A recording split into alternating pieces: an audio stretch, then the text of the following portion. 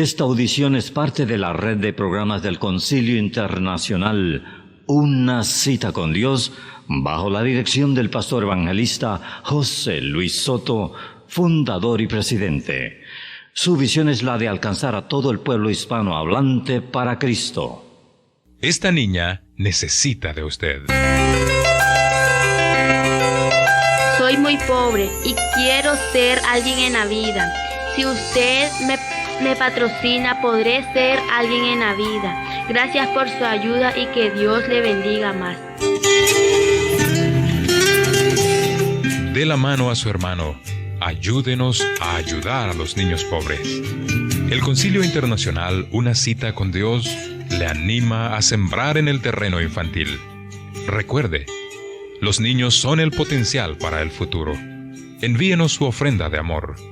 Desde ya, nuestro director José Luis Soto agradece su apoyo. Si usted desea patrocinar a un niño, por favor escríbanos a Una Cita con Dios, P.O. Box 1387, Corona, California.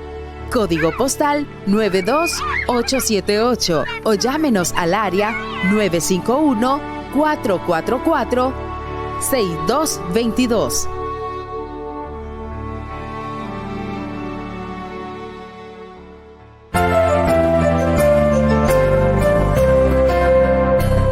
A continuación, su segmento Buzón de Preguntas. La primera pregunta de hoy viene de nuestra hermana María de Los Ángeles, California, y en su notita nos dice, una pregunta, ¿Juan el Bautista no es el mismo que habla el capítulo 20 de San Juan? Según sé que a Juan el Bautista lo decapitaron mucho antes. Y la respuesta es sencilla, claro, no es el mismo Juan. Juan el Bautista es hijo de Zacarías y de Elizabeth, como conocemos la historia, y fue el precursor del camino del Señor Jesucristo. El Elías que había sido prometido, que venía con el espíritu y la unción que había tenido Elías, también venía Juan el Bautista. Y en Mateo capítulo 3, versículos 1 al 14, habla de esta historia que muchos de ustedes pueden leer y recordar. Juan el Bautista, claro, fue el que bautizó al Señor Jesús. Y, como usted dice, murió decapitado. La historia la encontramos en el capítulo 14 de Mateo. Y vamos a leer algunos versículos de ese pasaje.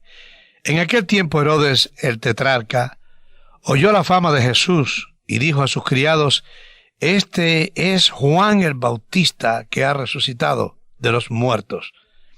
Y por eso actúan en él estos poderes, porque Herodes había prendido a Juan y le había encadenado y metido en la cárcel por causa de Herodias, mujer de Felipe su hermano, porque Juan le decía, no te es lícito tenerla. Es decir, que ante este adulterio de rey, entonces ahora Juan el Bautista le decía, no te es lícito tener a esa mujer. Y por eso pues fue aprendido debido a la presión de Herodias. Y Herodes quería matarle, pero temía al pueblo porque tenían a Juan por profeta. Pero cuando se celebraba el cumpleaños de Herodes, la hija de Herodias danzó en medio y agradó a Herodes, por lo cual éste le prometió con juramento darle todo lo que pidiese. Ella, instruida primero por su madre, dijo, dame aquí, en un plato, la cabeza de Juan el Bautista.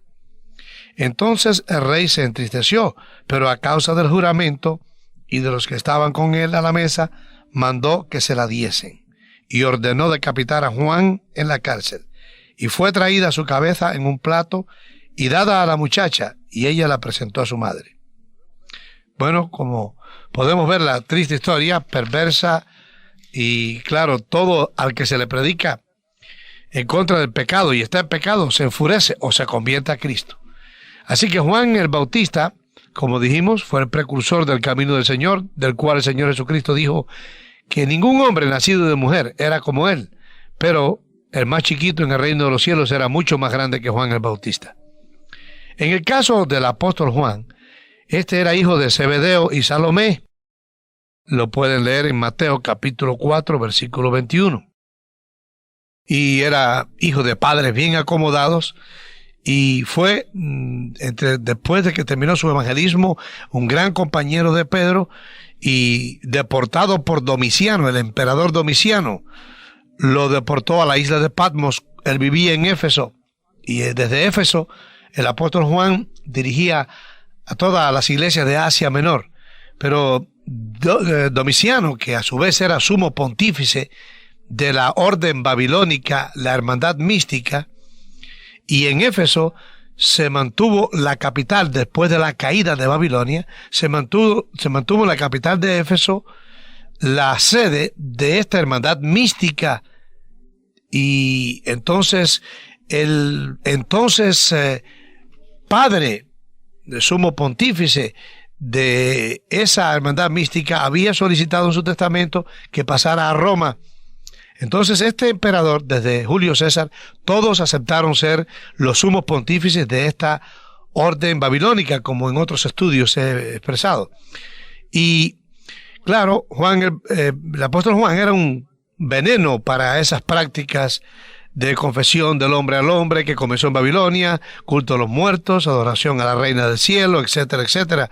Cosas que después se infiltraron en Roma, como también he enseñado a través de las diferentes clases que emigraron. Y como Roma era la capital del mundo, cuando entonces Attalus, que era el jefe de esa hermandad mística, había solicitado, repito, que se trasladara a Roma para que hubiese mucho más influencia. Y desde Julio César, que aceptó el puesto por primera vez de ser sumo pontífice de esa secta babilónica, entonces se fue pasando de emperador a emperador. Domiciano era sumo pontífice cuando deportó de Éfeso a la isla de Patmos al apóstol Juan, porque éste predicaba el evangelio y claro, en contra de esas prácticas, culto a los muertos, etcétera, etcétera, como ya antes cité. Entonces, esa práctica, debo terminar entonces diciendo que llegó hasta Graciano, que ya impactado por la predicación del cristianismo, rechazó el ser nombrado sumo pontífice de esa secta, hermandad mística babilónica, y se la ofrecieron al obispo de cuando entonces en la iglesia Dámaso. Él la aceptó y así se metió, se ligó las prácticas babilónicas con la actividad de la religión popular. Pero el apóstol Juan entonces estuvo ahí, como vimos. San Juan el Bautista había sido decapitado antes que nuestro Señor Jesucristo terminara su ministerio. Y el apóstol Juan estuvo 90 años después en la isla de Patmos.